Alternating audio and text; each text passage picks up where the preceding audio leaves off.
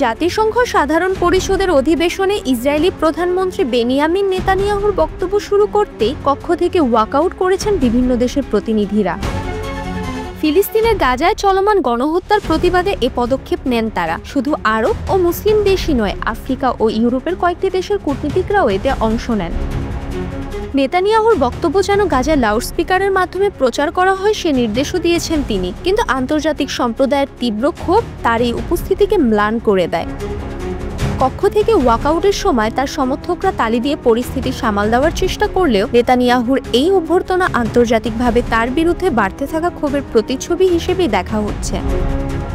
বিশ্লেষকরা বলছেন, ইসরায়েলের ইতিহাসে দীর্ঘতম সময় ক্ষমতায় থাকা নেতানিয়াহু বরাবরই ফিলিস্তিন রাষ্ট্রের বিরোধিতা করে এসেছেন। তার নেতৃত্বেই গাজায় চলছে ভয়াবহ গণহত্যা, আর পশ্চিম তীরকে ইসরায়েলের সঙ্গে সংযুক্ত করার পরিকল্পনার কথাও শোনা যাচ্ছে। Umme Hani, desk report, I news BD.